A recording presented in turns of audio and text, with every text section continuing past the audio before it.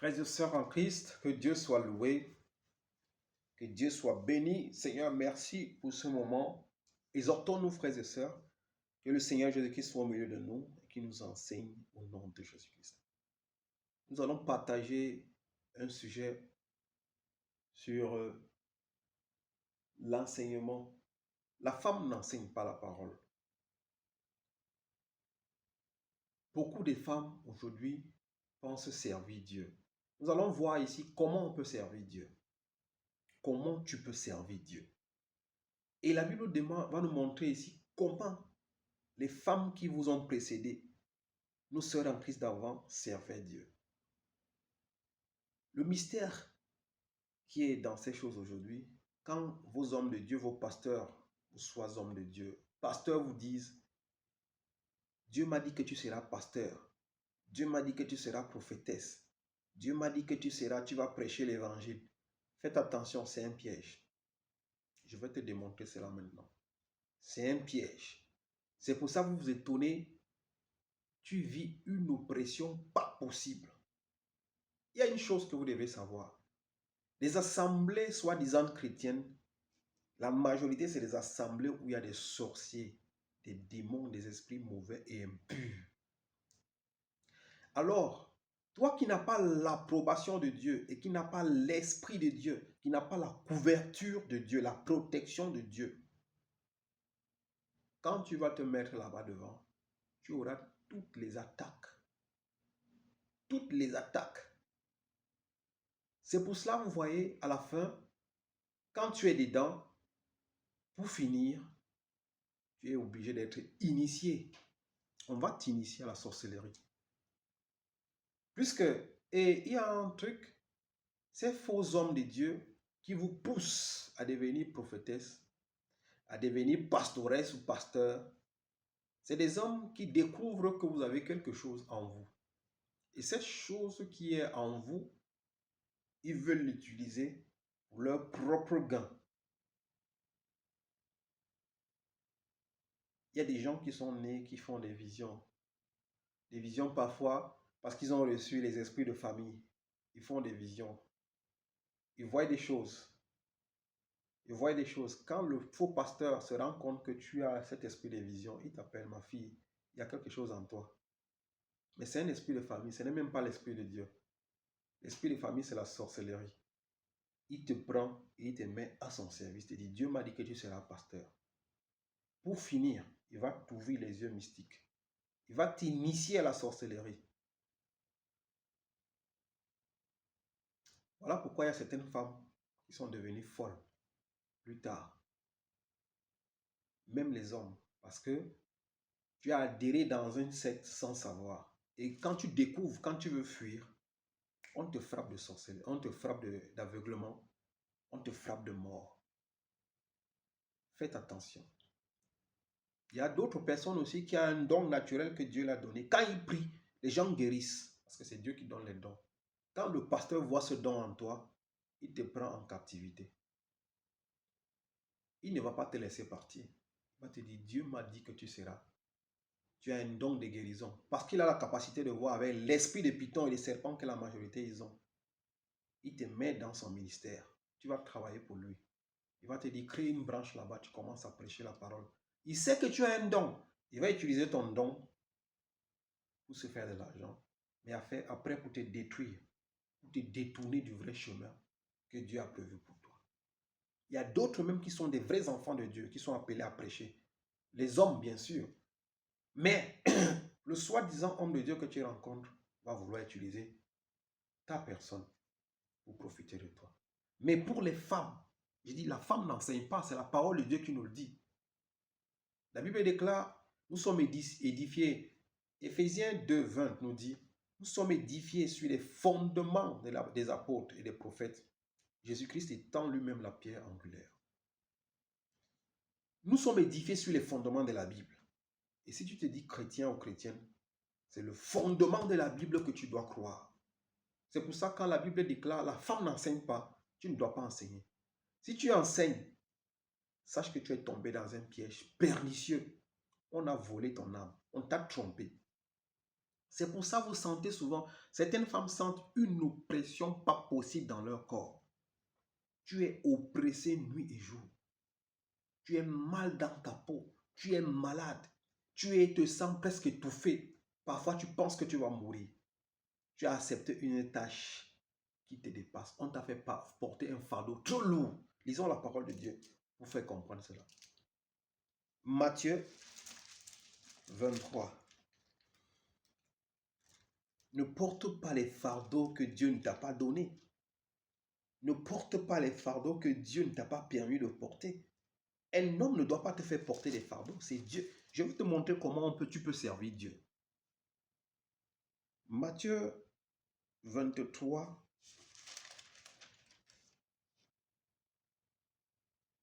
Matthieu 23, 4, il dit, je peux commencer au 3. Je peux commencer au 1. Alors Jésus s'adressa à toute la foule ainsi qu'à ses disciples. Les maîtres de la loi et les pharisiens, dit-il, sont chargés d'expliquer la loi de Moïse. Vous devez donc leur obéir et accomplir tout ce qu'ils vous disent. Mais n'imitez pas leur façon d'agir, car ils ne mettent pas en pratique ce qu'ils enseignent.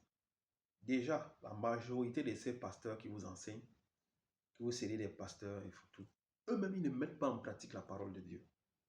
Au 4, on dit ici, ils attachent des lourds fardeaux difficiles à porter et les mettent sur les épaules des hommes, mais eux-mêmes refusent de bouger un doigt pour les aider à remuer ce fardeau.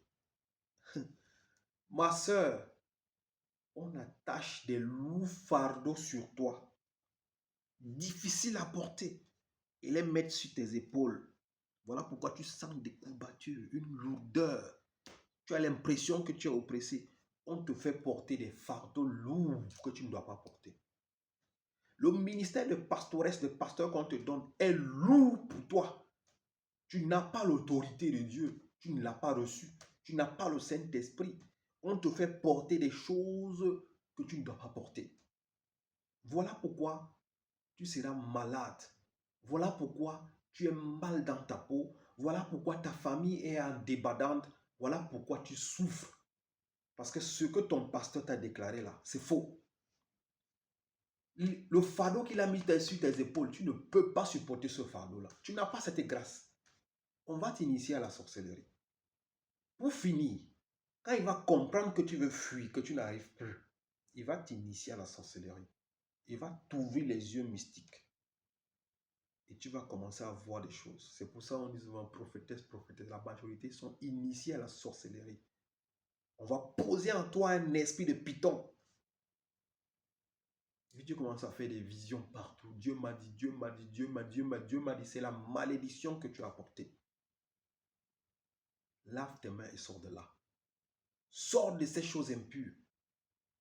Rejette ces fardeaux et cherche ta liberté. Cours, fuis. Là où tu es rentré, tu es mal. Lisons la parole de Dieu. Matthieu 5, verset 30. Que Dieu vous bénisse. Christ nous a appelés à la liberté. Christ nous appelle à la liberté et non à l'esclavage. Nous n'avions pas reçu un esprit d'esclavage. Nous avons reçu un esprit de liberté qui nous pousse à crier à bas Père. Sors de ces choses impures. Matthieu 5, 30. Vous portez des fardeaux. Dieu m'a dit, tu es prophétesse. Dieu m'a dit, tu es ceci. Dieu m'a dit, Dieu m'a dit. Dieu ne l'a rien dit. Il veut t'utiliser.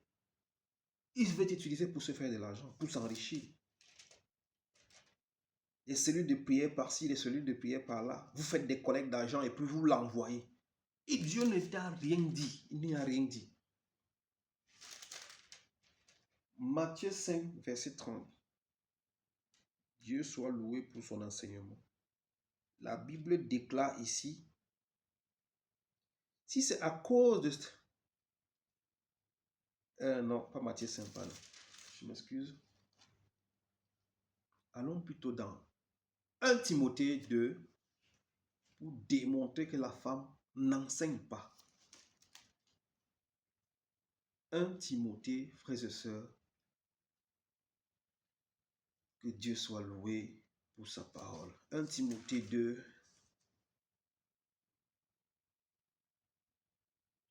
12. Je ne permets pas à la femme d'enseigner ou de prendre autorité sur l'homme. Elle doit garder le silence.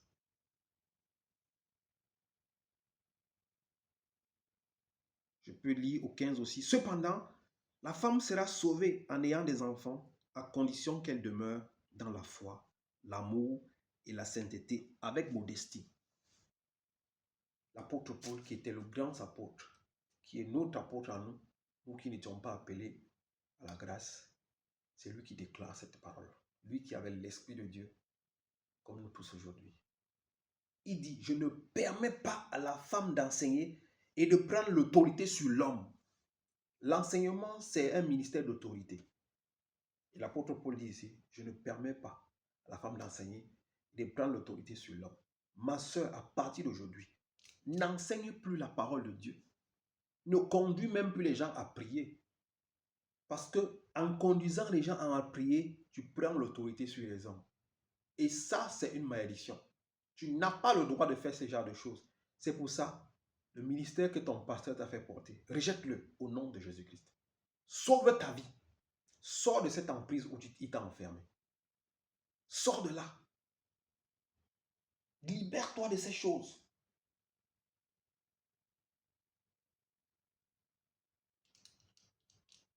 Néanmoins, au 15 on dit, néanmoins, cependant la femme sera sauvée en ayant des enfants, à condition qu'elle demeure dans la foi, l'amour et la sainteté, avec modestie. Si tu veux plaire à Dieu, demeure dans la sainteté, dans l'amour, la foi et avec modestie. C'est une façon de servir Dieu. Allons dans le livre de 1 Pierre. Je te montre comment tu peux prêcher la parole de Dieu avec ton corps, sans toucher la Bible, sans ouvrir des cellules de prière, sans ouvrir des églises, mais tu peux enseigner la parole de Dieu par ton comportement, par ta manière d'agir, ta manière de faire. Les gens comprendront que cette sœur est une sœur en Christ. Cette sœur, elle est vraiment fervente. Cette sœur est un enfant de Dieu. 1 Pierre 3 nous dit, vous de même femmes, soyez soumises à vos maris. C'est une façon de servir Dieu. Une femme qui est soumise, c'est une femme qui a la crainte de Dieu. Soumise, ça veut pas dire que tu es esclave, mais de respecter ton mari. Afin que si quelques-uns d'entre eux ne croient pas à la parole de Dieu, ils soient gagnés à la fois par votre conduite. Si ton mari ne croit pas à la parole de Dieu, ta femme, ou des gens autour de toi ne croient pas à la parole de Dieu, par ta conduite, tu peux les gagner. Et ils vont te demander, mais comment tu fais ma soeur pour être comme tu es? C'est alors que tu leur diras, c'est la parole de Dieu qui m'a changé. Mais par ta conduite, tu peux enseigner la parole de Dieu. La Bible dit ici, vous de même, soyez soumises à vos maris, afin que si quelques-uns d'entre eux ne croient pas à la parole de Dieu, ils soient gagnés à la foi par votre conduite. Et la Bible déclare ici, des paroles ne seront même pas nécessaires.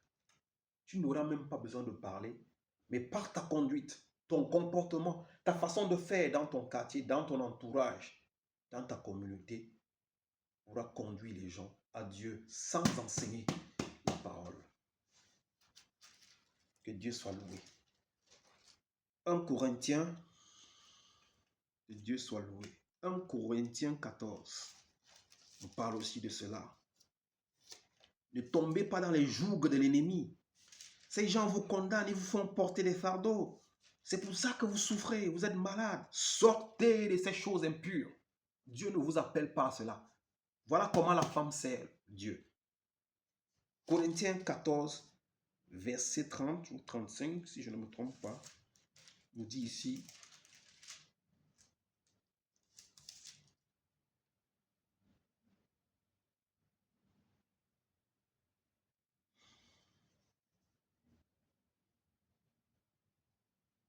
Corinthiens 14, verset 35.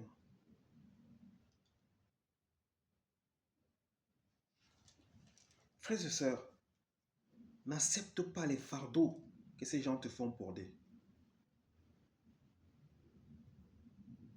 N'acceptez pas ces fardeaux, c'est des fardeaux lourds, tu ne peux pas les supporter. C'est des fardeaux qui vous condamnent. 14, verset 30, nous dit ici, mais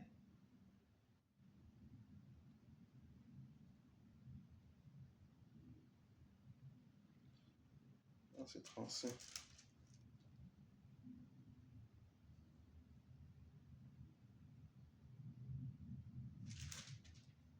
Ne portez pas les fardeaux qui vous condamnent.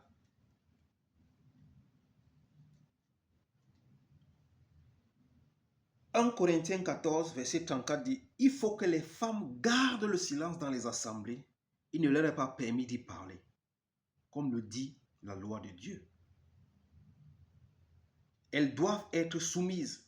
Si elles désirent un renseignement, qu'elles interrogent leur mari à la maison. Il n'est pas convenable pour une femme de parler dans une assemblée. Si tu n'as pas de mari, tu peux demander à celui qui t'enseigne la parole de Dieu ou à un frère qui connaît la parole de Dieu. Si tu as des questions, tu peux lui demander. Mais tu dois te taire dans les assemblées. Il ne t'est pas permis de parler. Plus bas, la Bible déclare, nous n'avions pas l'habitude de discuter sur les lois de Dieu. Que celui qui a une oreille pour entendre, entende. Si tu veux continuer à porter ce fardeau, continue. Je vais finir par Luc 3 pour te montrer une autre forme. Comment est-ce que tu peux enseigner? On a montré, 1 Pierre 3 nous a montré comment est-ce que tu peux enseigner la parole de Dieu sans la parole, mais par ta conduite. Regardons encore comment tu peux enseigner les hommes, où tu peux servir Dieu. Luc 3, 1 Pierre 3 nous a montré comment tu peux enseigner les hommes par ta conduite. Regardons une autre façon comment une femme peut servir Dieu. Que Dieu soit loué pour ses recommandations, pour cette parole qu'il nous donne. Dieu soit infiniment loué, qu'il soit béni. Luc 2, verset 36. Il y avait aussi une prophétesse appelée Anne, qui était la fille de Pénuel. Être prophétesse, c'est une chose. Une femme peut être prophétesse, mais une femme ne peut pas enseigner.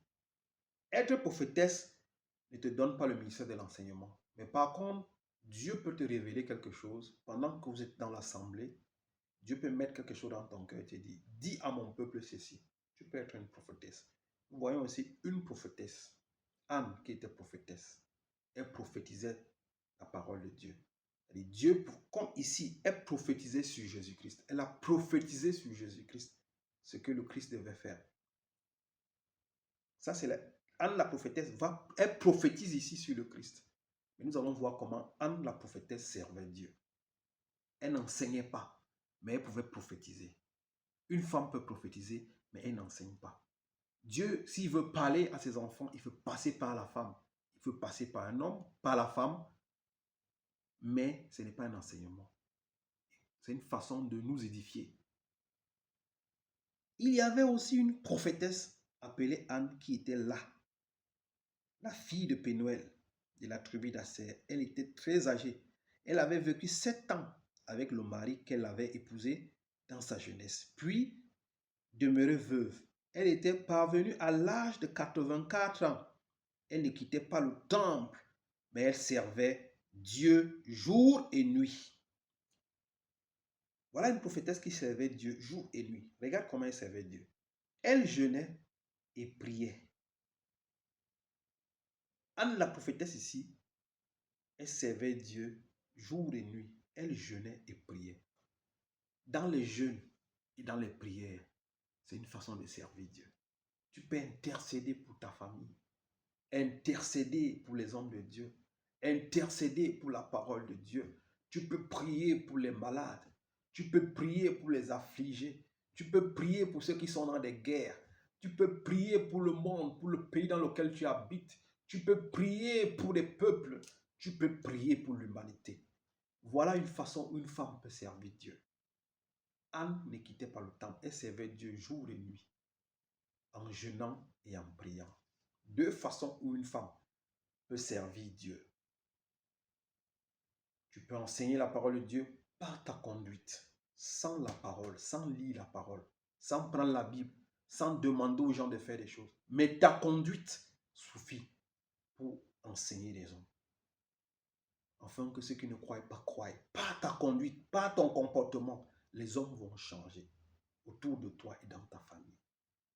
Deuxième façon où tu peux servir Dieu, des jeûnes et prières, intercession, louange et adoration. Voilà comment une femme enseigne la parole de Dieu. Que Dieu soit loué. Le fardeau qu'on t'a fait porter, rejette ce fardeau au nom de Jésus-Christ. Cherche la paix. Que Dieu te bénisse.